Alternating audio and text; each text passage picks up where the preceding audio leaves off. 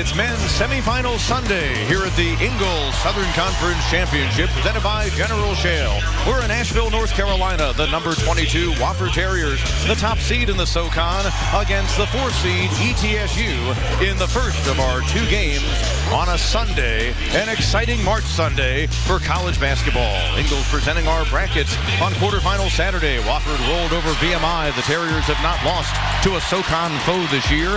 ETSU got a battle from its Tennessee rival Chattanooga, but here are the Bucks back in the semis, looking to return to a Southern Conference championship game. Yet again, they're currently on a streak of doing just that. And welcome back to Asheville, North Carolina, with Dean Keener, Pete Hannity with you. Interesting matchup today. Wofford and ETSU had 2 classic battles during the regular season. Each team can get you inside, they can get you outside. Let's begin with one of the perimeter players we'll be keeping an eye on for ETSU. The Bucks' Trey Boyd arrived from a junior college this year, and he's led them in scoring. He's been fantastic from the start. He's the Bucks' leading scorer, had 21 last night off the bench. He's their 6th man, but gets starters minutes. He's got good size that really helps him create his own shot and also helps him at the defensive end of the court. He's a good one for Steve Forbes' Bucks. For Wofford, Cameron Jackson. It's my opinion he's as important to his team as any player in the Southern Conference. He's got great footwork and a complete understanding of the Wofford system. Heck, he's played in 135 career games. He simply needs to stay out of foul trouble and be a presence in the low post this evening. Let's go courtside to the 3rd member of our broadcast team, Stormy Bonatoni. Stormy? Thanks, Pete. These Wofford Terriers have had what head coach Mike Young calls a magic carpet ride of a season, and a lot of their success stems from their experience losing on this floor in the semifinals last year. Wofford had 3 shot opportunities in the final 13 seconds of their game against eventual champion UNCG. 2 of them by the hands of Fletcher McGee. None of them fell, but the Wofford Terriers did, and by just 1 point. Young told me that level of devastation was nothing short of excruciating for his players in that locker room, and it's really what's catapulted them from the offseason and carried them all the way through March. Mike Young, 18-12 in Socon tourney games, but his team of late has run into a wall in the semifinals, and so trying to get past ETSU today. A Terrier team, that magical carpet ride includes a current 18-game winning streak, 2nd best in the nation, and with Gonzaga, who's currently in the lead in that regard, the only 2 teams in the country that have not lost in calendar 2019. Wofford, number 22 in the AP poll. They entered the rankings for the first time 2 weeks ago. Jackson gets the roll, and we're underway here in Asheville. Boy, a nifty little pull-up right there. He's generally low post. Felt like he had an advantage taking Armis. We'll see man-to-man primarily out of both these teams for 40 minutes. Although not all coaches will recognize it that way. I mean, you've got 2 of the best college coaches in Mike Young and Steve Forbes, and they're better gentlemen, if that makes sense. Murphy, good 3-point shooter, kind of gets lost in the dust of McGee and Hoover, but he actually leads them from beyond the arc at 49%. He just goes about his business and runs this team. I mentioned earlier, the first turnover in 5 games, over 97 minutes without a turnover. All those games away from Richardson Indoor Stadium. Rodriguez on Oluma. Jackson nearly had the rebound knocked away, and then he throws it over toward us beyond Murphy. The Wofford Terriers efficient with the ball this year. 10.6 turnovers a game. ETSU forcing about 14.5. They've won 4 of the last 9 Southern Conference championships. This may very well be the best team. Better than that 15 team with Spencer Collins, Lee Skinner. And Lee Skinner was an undersized 5. He played the role very well. Boyd, big time distance. That ends a Wofford run. Mike Young unhappy with the defensive switch as his team didn't communicate, and it gave Boyd a glimmer of hope. But Boyd's a great one, 38% beyond the arc. Originally from Memphis, been a couple of years down at Northwest Florida State. Travel to call. Hollowell's had a rough start. He already has a couple of fouls. That bucket was ETSU's first since the flagrant foul was called against Gassan. A 5-minute drought. You can't do that against Fletcher McGee and the Terriers, whether he's scoring or helping others do just that. ETSU trying to get that high-low, and Wofford will not let it happen. The 7-footer Gassan fouled on his way to that dunk, and he'll head to the line. What a battle. Larson and Williamson just continue to move their feet. Hodges left wing. Deflected by Rodriguez to Armis. Williamson gives it a try. Davian Williamson, a freshman who's stepping up big time in a Socon semifinal game. 3 out of 3 beyond the arc. He's got 12 points. Well, in a league where it was dominated by seniors, there was Fletcher McGee, Cameron Jackson, Matt Rafferty, and Furman. Francis Alonso, UNCG. Boy, the freshman has stepped up here in a big-time way. McGee behind a Jackson screen. Fletcher McGee closing in on the all-time career NCAA three-point record. He's got 3 in the game. He began the day 12 down of Travis Bader, formerly of Oakland University in Michigan. Mike Young's got a timeout in his pocket, but he signals the play. He's going to let the veteran Terriers just play on. I saw him come all the way out near midcourt and a few feet onto the floor, yelling out a call to his team.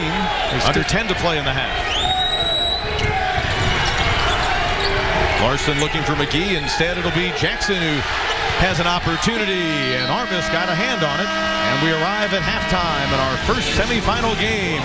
It's a great Sunday to be in Asheville, North Carolina. If you're a basketball fan, a packed house watching a high-level basketball game, to say the least, with another to follow, Furman and UNCG. But for now, the Wofford Terriers, winners of 18 straight, ranked number 22 in the land.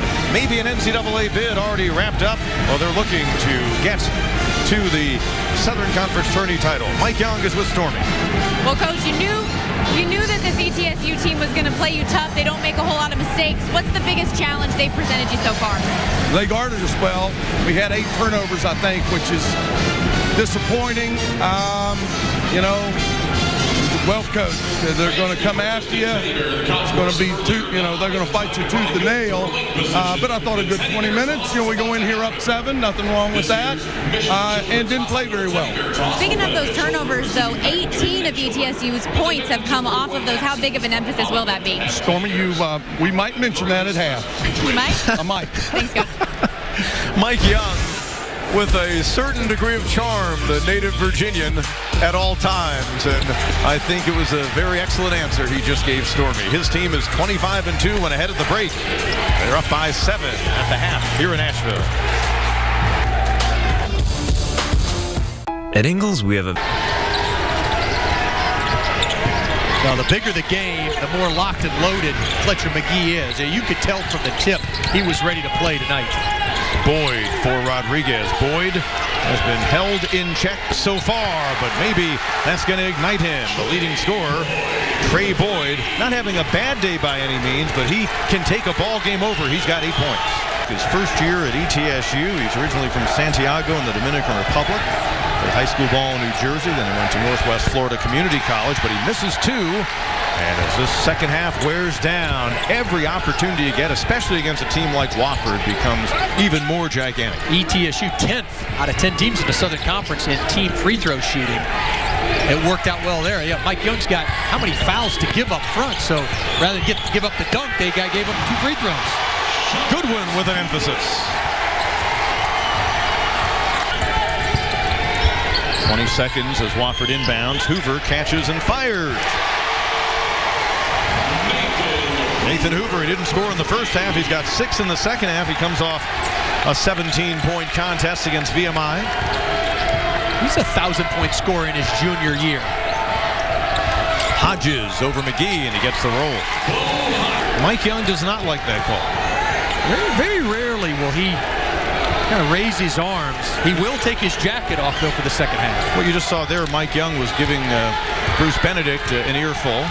And you know what? It's kind of like life's full circle, because as a baseball catcher, I'm certain that Bruce Benedict once or twice turned around to an umpire and gave him some gruff. Not going to go down that time for Boyd. And look at that. Hodges reading it. Why he's such a great defender. He forces the turnover. Tisdale from the corner. Isaiah Tisdale, mark that down. 8:40. Quick points off a Wofford turnover induced by Bo Hodges. Coming into this game as one of the top defenders here in the Socon and on the mid-major level. It's a 4-point ball game at 59-55. We've got UNCG and Furman. Second game of our doubleheader. It should be as compelling a ball game as we've had to this point here in the first semifinal. Guys, just quick to note on Milad Armis over here on the sideline. He was having an issue with his back, had the trainer address it just now in the timeout, had some icy hot rubbed on it, but I've Fletcher McGee has hit all 4 of his three-point tries, none more elaborate than the one he just nailed. He's 8 now off the all-time career record. Terriers efficient with the basketball. McGee pretty good when he fires like that. And Storm Murphy literally just turned around, put 3 fingers in the air and turned the other way in transition, almost as though it's going to go in. Just the 4th time this year that ETSU has been out-rebounded, 2 of them done by the Wofford Terriers, and the Terriers held the Bucks without a field goal over the final 4 minutes and 39 seconds. 2 key points in Wofford's victory. They have beaten yet another Socon team in 20 ball games against Southern Conference competition this year. Wofford is 20-0, so after becoming the first since Davidson to go unbeaten in the conference, Davidson did it back a little over a decade ago. That year in 08, when Davidson went unblemished against the Socon, they went 20-0 in the regular season. So Wofford, in many respects, has a measure of commonality now with Davidson. Of course, Davidson then would get to the Socon tournament and add to their win total. Well, Cam Jackson and crew walk by the Furman Paladins, their upstate South Carolina rivals. Maybe they'll see them on the court tipping off in a little over, 24 hours or so. well, if it's anything, the second game is anything like the first, you'll want to come back and watch it. Furman UNCG, my guess is it'll have the same level of intensity. Hats off to both these teams. Wofford, ETSU, fantastic season. Unfortunately, it only continues for one. Wofford wins 81-72. We'll see you in a moment for our next game. For Dean Keener and Stormy Bonatoni, Pete Hannity saying so long for now. Halftime is the best time to say.